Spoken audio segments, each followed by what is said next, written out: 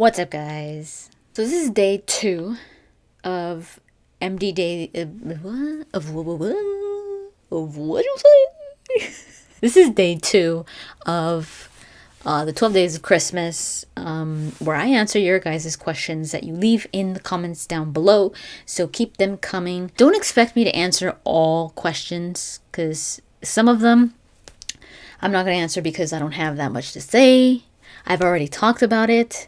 Or I'm planning to do a video on it, like all the Dragon Age Inquisition ones, like what do you think of the companions and stuff like that, or what did you think of the ending? First of all, let me just get this out of the way. I haven't beaten Dragon Age Inquisition, but I will be doing a review and all that at the end when I'm done with it.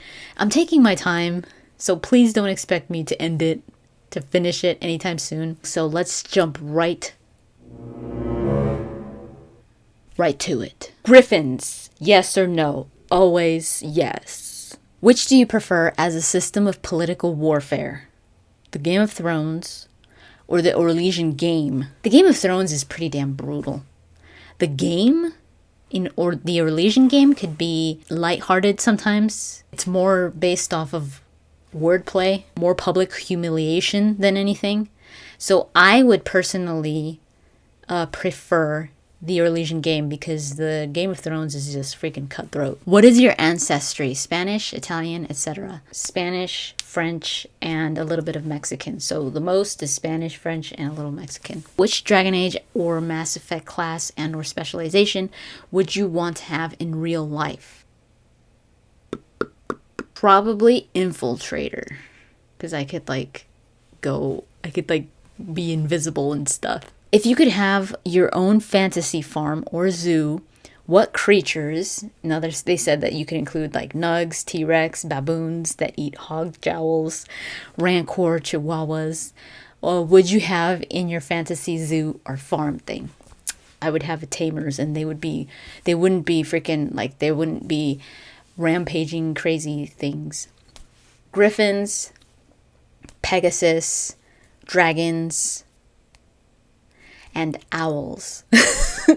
Those magical talking owls. The one from like The Sword in the Stone, like Archimedes and stuff like that. I would have owls that talked and that were like super wise. Like Owl from Winnie the Pooh. Dude, I love talking owls. Favorite moment from the Game of Thrones television show? So many favorite moments, and sometimes they're really small. I don't want to give any spoilers, so I'm going to try to maybe mention one that's not too big. Almost every scene with Littlefinger, I love so much. I think he's such a cool character. I think and his actor is so good at portraying that like weirdness, that mystery behind Littlefinger. So almost all the scenes with Littlefinger are awesome. Oh my god.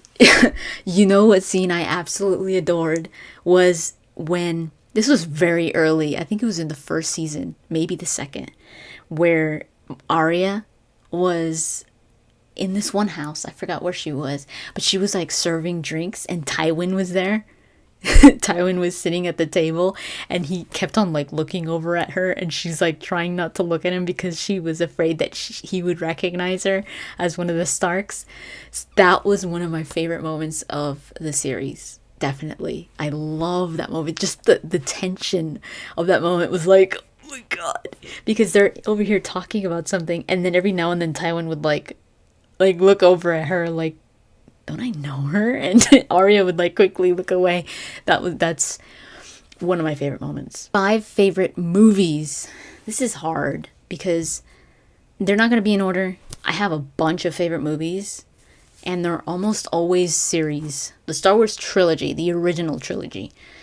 The original trilogy of Indiana Jones. Ghostbusters, both Ghostbusters. I like Ghostbusters 1 more, but Ghostbusters 2 is one of my favorite movies as well. So both Ghostbusters. What About Bob?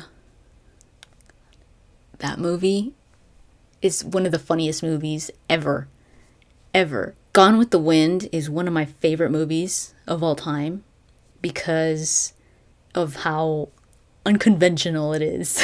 It's a love story, but it's so unconventional. It's so different that I love it. Can't do it all in 5. There's so many others. Back to the Future, Bill and Ted.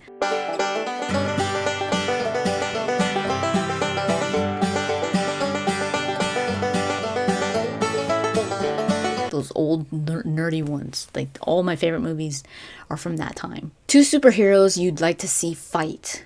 Iron Man and Batman. Let's say that. If you could do voiceover for a character in Dragon Age, out of all three, which one would you pick and why? I wouldn't mind doing a few, but I think the one that it would just be so much fun to do and a challenge as well.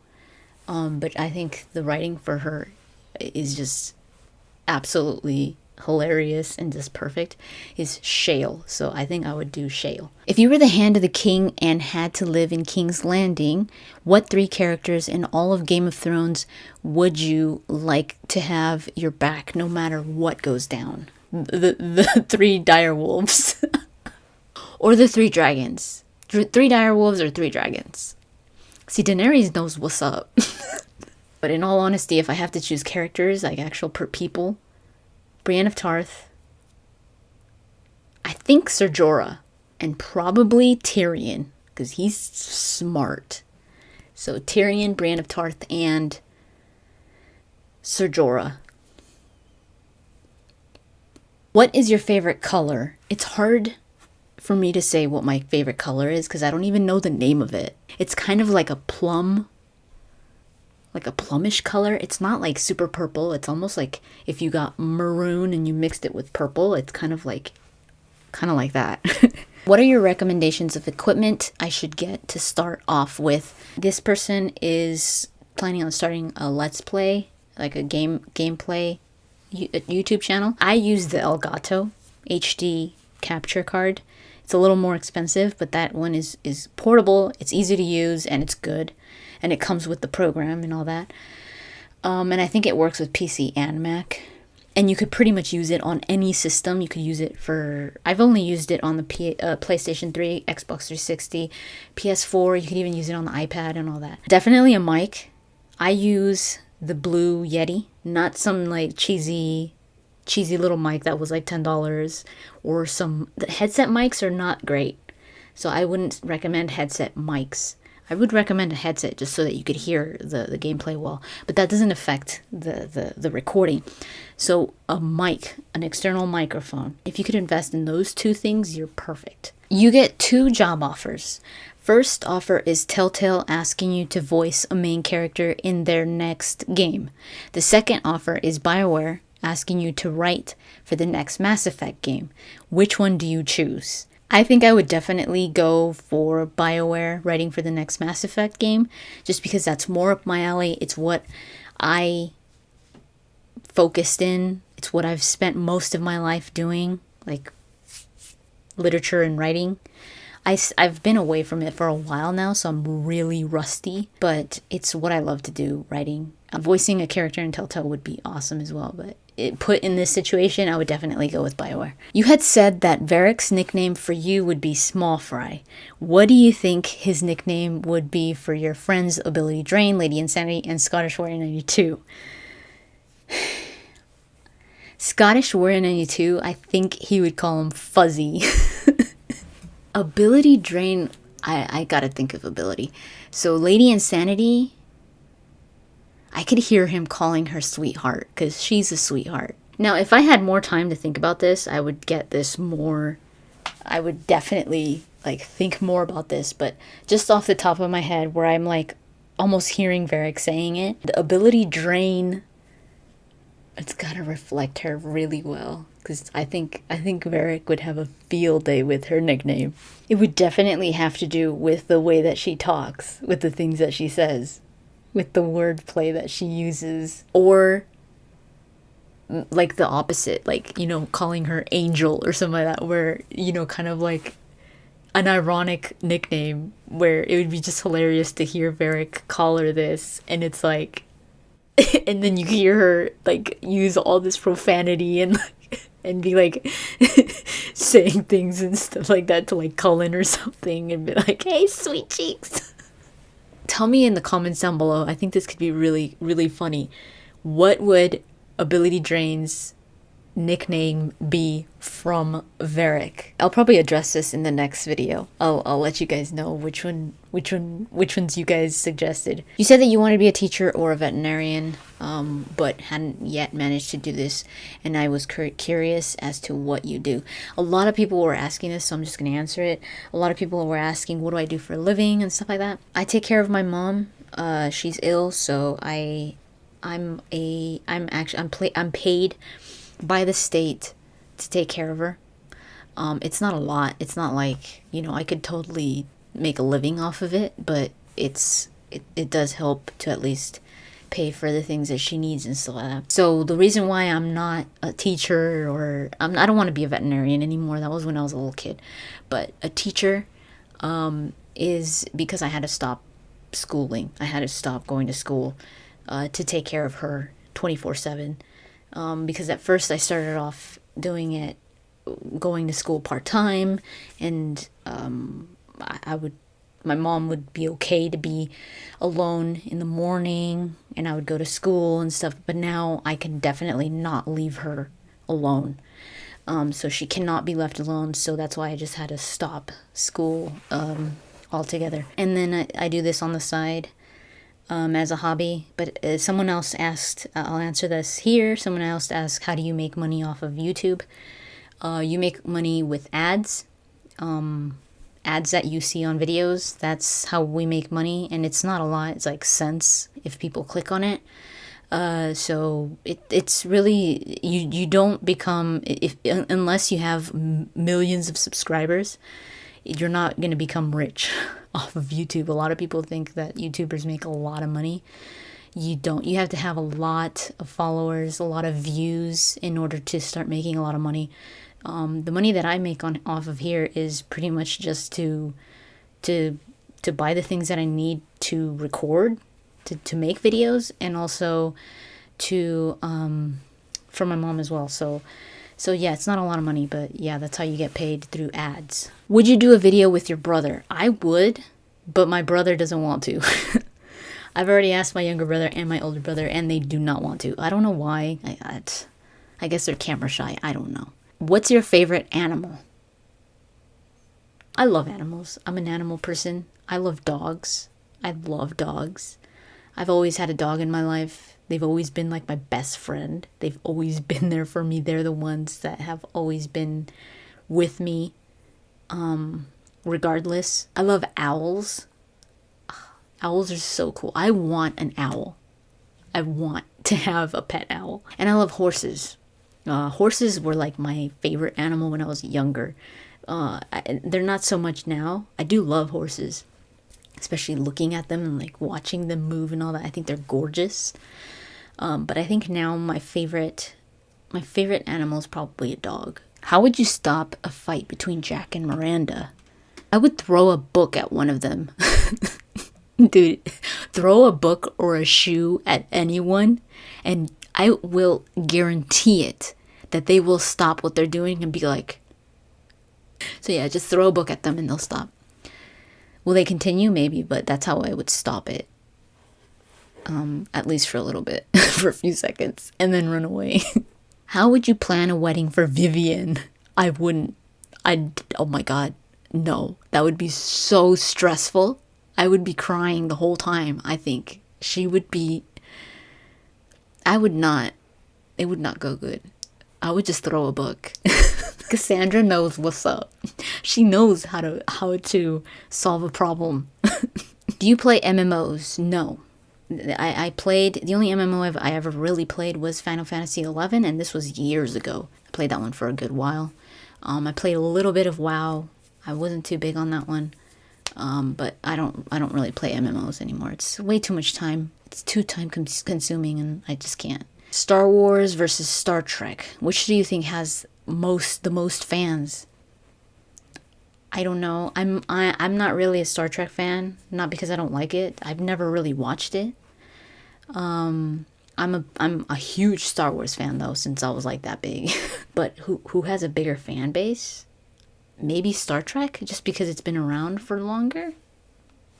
I really don't know. If you did a cameo in a future Dragon Age Inquisition DLC, like what BioWare did with for Felicia Day in Dragon Age 2, for example, and you are added as a companion and a possible love interest for the Inquisitor, what race and your class, and what class would you be? And how would you feel that you can be a love interest for the Inquisitor? I would definitely be a dwarf.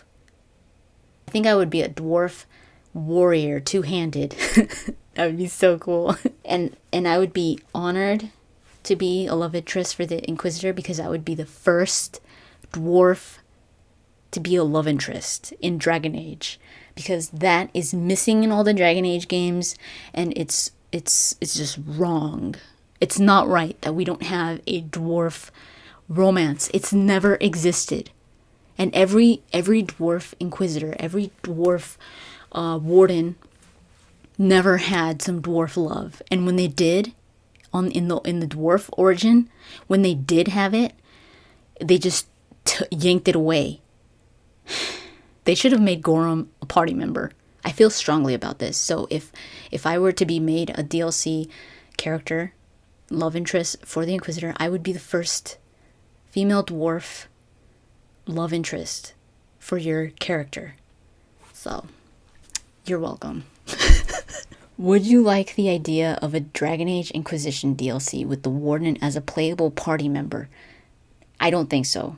I don't think so. I would play it, but I think I wouldn't want that. I kind of want her to be not have the limelight. I kind of want her to be the way that they made her, or her for me, where you don't really know what happened to her. You don't know where she is. I kind of prefer that for my Warden. I don't know what it is about Hawk. I have a bigger connection with Hawk. I feel like I really wanted to know what happened to Hawk. I think because he talks. Talking really makes a difference for me. It makes the character seem more like a separate character that I'm writing. And the Warden almost feels like a representation of a character, like a vessel. You don't really see the personality being expressed by the Warden. She's always been there's always been like a separation between me and my Warden. Not that that's bad. It's just different. And I think it's because you never really heard her talk, or him. We never really saw the personality that we gave the Warden. We only chose it, and we would have to imagine it. And we'd say, oh yeah, I made my Warden be kind of like this. So you kind of always had an idea of what your Warden was, but it was never really shown to you. And with Hawk, I mean, there was sarcastic Hawk, and there's like diplomatic Hawk and mean Hawk. And, you could see it. And it was like, I'm creating this character. I made this character. And this is how he acts, or this is how she acts. I wouldn't really mind it to see Hawk maybe be in your party. Because in that one, seeing Hawk in Dragon Age Inquisition was just awesome to me. I loved it. I loved that. And I was like, aw, I want him to stay. Those type of heroes where it's like, you've got two main heroes, Hawk and the Inquisitor. I think it could be too much. So I'm kind of glad that it's just the Inquisitor now. Hawk shared those moments with my Inquisitor, but I think too much of it could be too much. I don't think I would want to see my Warden as a playable party member. Do you still want to be a teacher? Not anymore. I don't think I would want to anymore. I've been away from it for so long that I think I just want to stick with the English side to what I was studying with literature and all that. I've been away from it for so long that I kind of lost that passion. And it's kind of sad. It is sad that I lost it. And I'm sure I could always regain it by doing it again one day when I can go back. But I think my passion has really been focused more on just the writing side of it. So I would be extremely happy to be able to write for like video games or something like that. I thought I would be more than happy to do that. I think I prefer that more so than being a teacher. What would be the perfect life for you? The perfect life for me would be for my mom to have her health. That's all that I would want. What is it like turning 30? It's weird. Like, you feel weird where you're like, I'm not saying I'm 20 something anymore. I'm 30. Like, I'm freaking 30. 31 now. But it's weird. Like, once you hit 30, I felt kind of depressed. I was like, especially if you're not, like, in my case, I'm not really, I mean, I'm taking care of my mom and all that, and that's important to me. But, like, I don't have a profession, I don't have a family, and I used to care about that, like, a long time ago. But not so much anymore. Now I'm just like, whatever. But it does kind of feel weird to think of my life and think that I'm 30 already, and think that I'm still just here, you know? It sometimes gets to me, but then I'm like, I'm doing something important, and it's something that means a lot to me, and there's really nothing I would do besides it, you know, not taking care of my mom. That's just something that I have to do and that I wouldn't have otherwise. So it's a bit of both. Like I said, it's a little bit of like this sadness almost, and like this feeling of like you can't really stop thinking of your life. Also a mix of like, at least for me, it was a mix of like, whatever, you know, screw it, I don't care. I'm still young. 30 is not old. And then I look like I'm freaking 19 or something, so so that's totally fine. But sometimes my body does feel it. Like, sometimes I'm like, man, I feel old. Like, things are hurting, and I'm like, oh. I mean, your age is just a number. Your age shouldn't define you. My age should really say nothing except for how old I am. It shouldn't have anything to do with what I should have accomplished already and all that stuff. It has nothing to do with that. What are you most proud of? Out of the way that I am, like my personality, I think I'm proud of being determined. I could be really determined in everything that I do. When it comes to the things that I've done, probably just the things that I've achieved. The things, like, I'm proud of everything that I achieved in school. I was always a good student. It always just came to me easily, learning. So I'm proud of that. I'm also proud of being able to be there for my mom when she needs me the most. There's a lot of things that we should be proud of, that I think we don't stop and think of. I think we think more about the things that we're not proud about. Things that I'm proud of are pretty big, and they're pretty important, and I think people should think more about that, and remind themselves about it, because I think it makes a difference. What dish do you think you make the best? I'm pretty good at making breakfast. That's my favorite. I think my favorite thing to make that I love and that my family likes to eat are my gluten-free pancakes. And that's a big deal because they're gluten-free and they taste so damn good. They almost taste better than the actual pancakes. Do you do any sports? I don't do them anymore, but I used to play soccer a lot. I try to exercise regularly because if I don't, my body starts feeling it. Like, I start to feel achy, and I'm like, ugh, because I'm mostly in here, indoors and at my house, so I have to keep moving, because if I don't, I'm just going to be sitting there and be like, oh, man, my back hurts, my legs hurt. Would you ever do a Draw My Life video? I don't think so. Summer versus winter. Summer. Favorite current TV series? Game of Thrones. Favorite movie / character in the Lord of the Rings series? My favorite is Fellowship of the Ring. My favorite character? I really love Gandalf, but I think one of my favorite characters in Lord of the Rings is Elrond. I think he's such an awesome character. When Lord of the Rings was first released, my favorite character was Aragorn. I was in love with Aragorn. Everything was Aragorn. I think Aragorn's awesome, but I think one of my favorite characters, like where I'm like, man, I love his character, is Elrond. Where would you like to travel? For years, I've wanted to go to Canada, obviously Europe. You know, I would love to go to Spain. I would love to go to France, Italy, England. England would be so cool to go to. Just literature in general that I love is mostly British.